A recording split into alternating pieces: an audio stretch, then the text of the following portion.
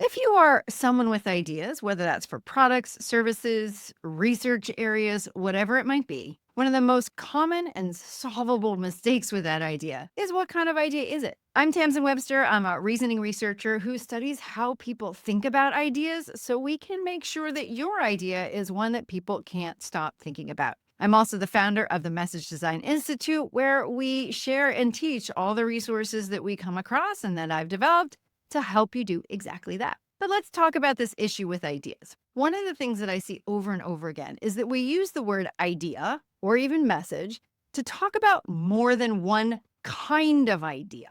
Here's what I mean. There are, let's call them concept ideas and action ideas. Here's the difference. A concept idea you can think of as a premise. In my go to phrasing of cause and effect or if and then, typically a concept idea is establishing a lot of that cause aspect. It's identifying new causes and or it's naming effects. So if you think about something like, for instance, Amy Edmondson's psychological safety, that is identifying a new cause. It's noticing and naming something that previously had gone unnoticed or at least unnamed, such that we can now do something with it. You can put Adam Grant's difference between givers and takers in that same category, but you can also put things like, I don't know, Newtonian physics. But you can also talk about things like the theory of relativity or gravity. They are things that say, hey, I believe this thing exists, and this is what I think it is, and this is what I think it does. Concept idea. For thought and thinking leaders, this can also be a framework, something that operationalizes something for the first time. I'm a particular fan of Heron and Reason's Ways of Knowing pyramid, but you can also put things like the hedgehog concept in there or the EOS entrepreneurial operating system. In other words, that's an idea. It is a way to do something. Now, those ideas are critically important because they allow us to notice and interact with something in a way that's different while that idea was unnamed, unproduced, not in the world. In order to establish the validity of that idea, as you'll often see in academia, typically people have to notice, define it, research it, prove it out, establish how it's different from something that's happened before, and be able to show why and how they think it does what they think it does. So, pretty high standard there too. But again, mostly it's about what is it? How are you interacting with it? How do you know when you see it? How does it work? So, that's the concept idea. Now, these concept ideas, oftentimes we need to do something with them, right? We need to take action with them.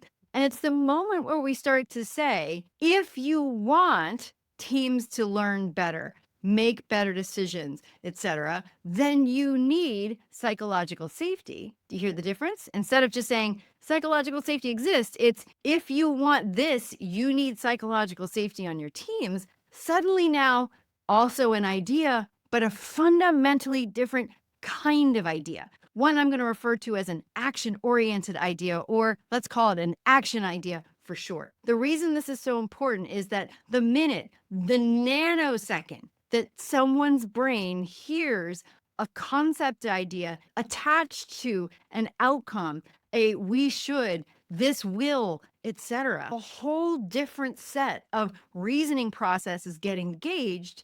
And that means that idea has to meet a different set of standards, not just the ones that were necessary for the concept idea, where people agree with you, they can see it, they can define it, they understand what that is. But then they also now start to say things like, how likely is it that this concept idea will produce this desired outcome if I take action on it? More specifically, they need to hear information that allows them to answer and assess the three beliefs that are necessary before anyone will take any kind of action.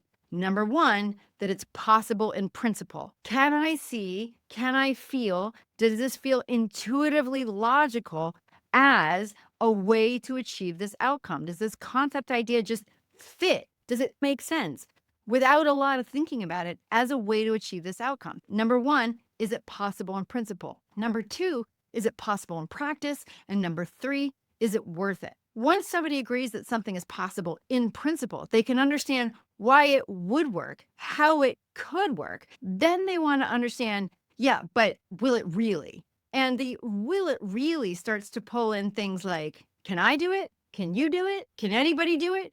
Can our organization do it? How do we do it? What does that look like? How much does it cost? How much effort does it take? And that contributes to establishing that third belief, which is tied to two things. Number one, outcome. If your concept idea is attached to an outcome that somebody doesn't care about, the way our brains deal with that is as null and void. The whole idea gets tossed out as irrelevant, even if part of it was really valuable. It comes back to why that if then statement we've talked about a lot becomes so important. But the second piece, where is it worth it, comes into play, is the effort to outcome ratio worth it? Once I understand that it could work in principle and I understand how it does work in practice, then I'm looking for, can I assess whether or not that actually makes sense for me with you, for us as a team, organization, political party, community, country, planet. These things all tie together and all rest on the foundation of big, beautiful ideas. But in order to give your idea, whatever it may be, the best chance of success as possible, it is absolutely necessary that you're clear on what kind of idea is it. If it's defining something, naming something, it's a concept. Still important, but only a small part of what people need if you want people to act on it. If you want them to act on it, that concept needs to turn into a claim. If you want this, then use this concept. And that claim has got to be supported by intuitively logical case to support it. Something that they understand why it would work. And without you're convincing them, telling them, or giving them a ton of data or answers. So next time you are thinking about your ideas or trying to figure out what it is about somebody else's idea that isn't quite working for you, check for that idea to intention fit. If that idea is just informing us about something we didn't know about before, then that's a concept idea. Make sure you've got it well supported, defined, etc. If it is about how or why to drive action a particular way, then you need that concept to turn into a claim and support it with a case that not only anyone can understand, but just about everyone could agree with. Understanding these kinds of differences and helping you apply them is the work that we do at the Message Design Institute. So if you're looking to get this information first, sign up for our newsletter or sign up for one of our monthly free office hours or Fundamentals of Message Design webinar.